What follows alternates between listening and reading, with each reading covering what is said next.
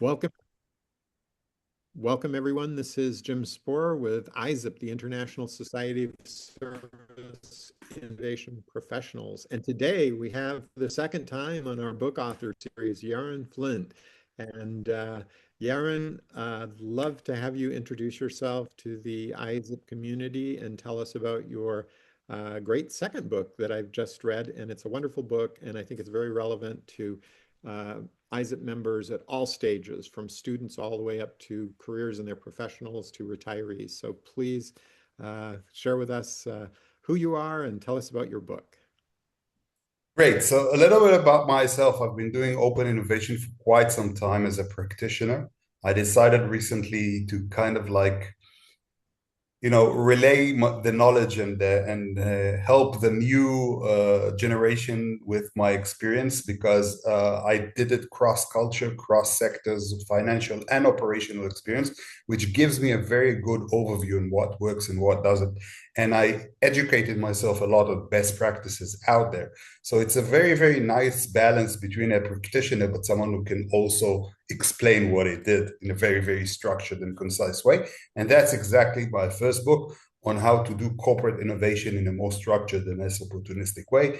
Basically, give organizations and innovation managers this discipline that they might think they know, but really stop and think, am I doing things right? Can I do things better?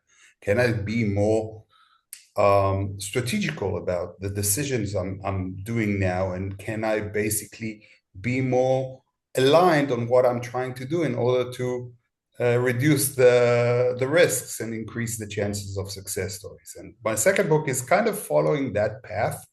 I took another topic that people do very, I would say, occasionally, transactionally, and that's networking. And I'm considered a relatively very good networker.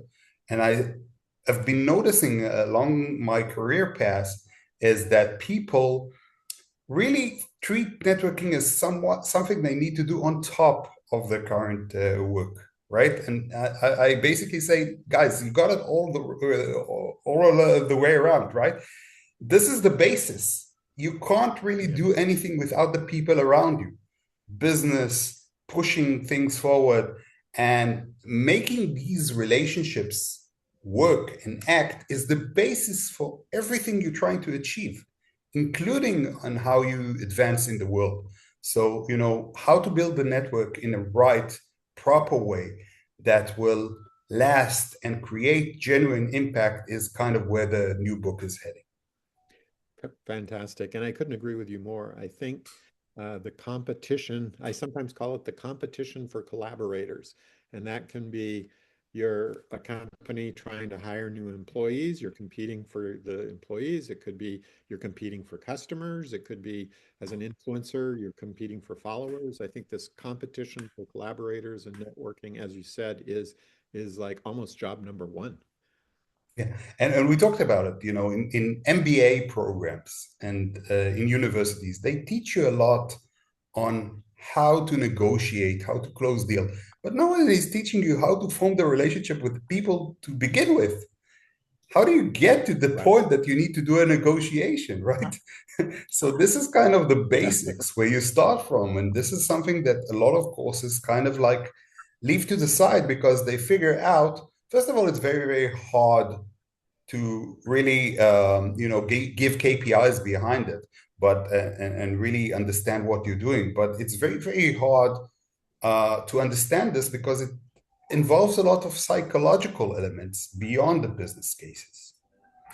Absolutely. And when I read your book, each of your chapters gave an example of how to do this with a different person, and it was masterful. It was first of all, I agreed with the methodology entirely that it's the cold calls that fail are because you haven't done your homework.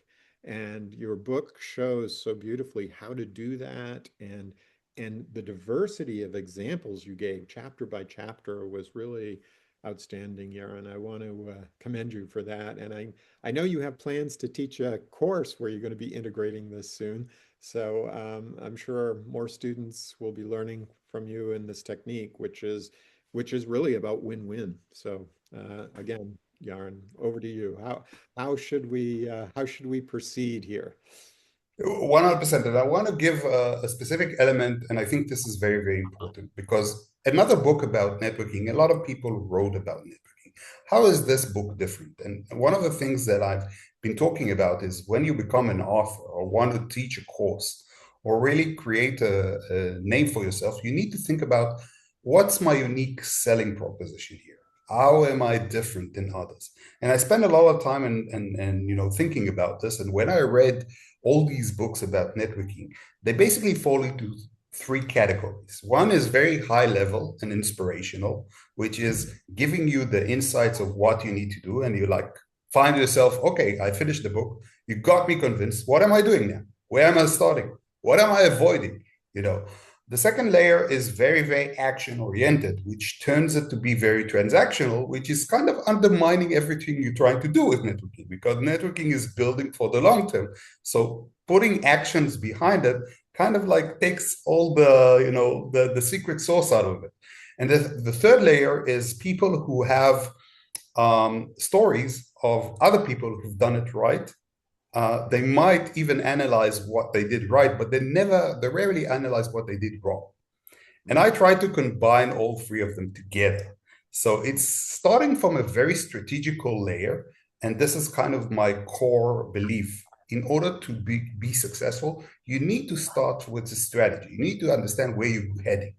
And then the actions are defined from that. And you basically take it or, the build from the strategy itself. And then you can work down. And I decided instead of just giving my voice or providing my own unique proposition to as you said rightfully said highlight it with people that I consider top networkers for my network. And here's the interesting part. This is a book about networking. If you're not showing how you're doing this, how am I able to convince you that I know what I'm talking about? Why are books about networking not showing your network? This is like basic. So I said, if I want to talk about networking, I need to show you how my network is built and how am I thinking about this and how I'm creating these relationships that last over time.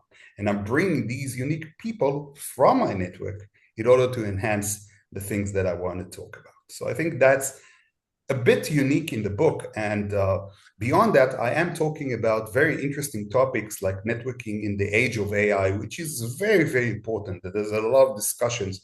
How is this changing in the relationship between people in the AI age? Maintenance. No one is talking about the maintenance. Everyone is talking about how to build it, but how to maintain it. You can build the best network out there. If you don't know how to maintain it, it's totally worthless.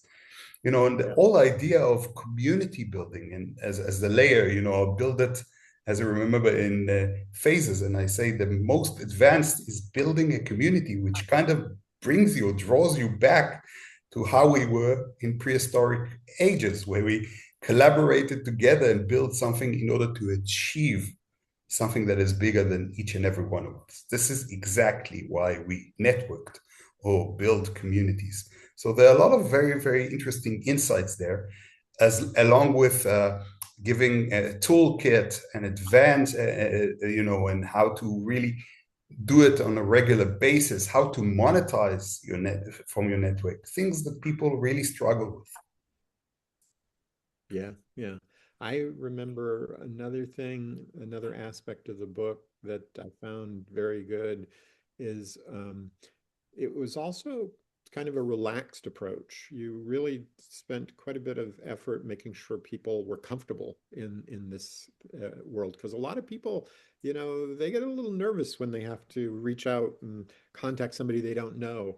And you provided a way for people to mentally, like you said, it's psychological to get in the right zone where you see this as like a win-win and like, hey, this could be helpful to them. So why wouldn't I want to do this?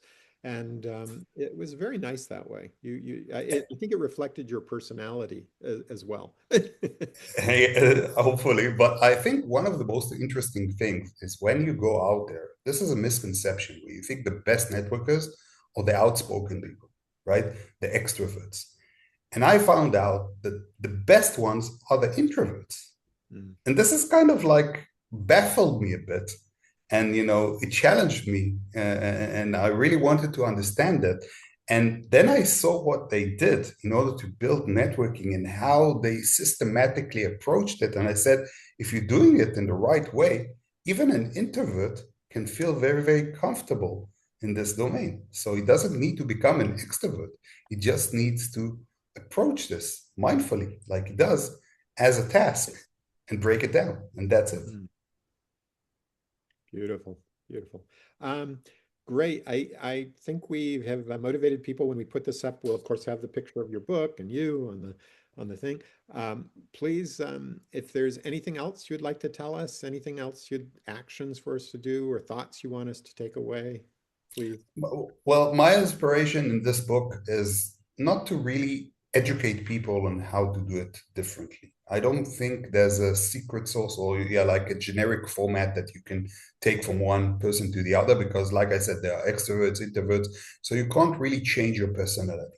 What I'm trying to do here is have people stop, pause, reflect, think about what they're doing, and think about how are they engaging this and could they do it better, Yes. Mhm. more mindfully, Mhm. right? More strategically. That's the idea here.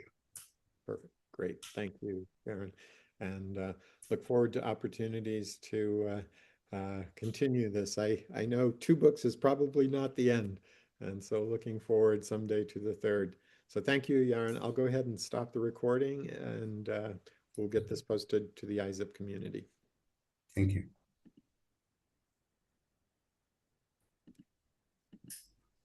So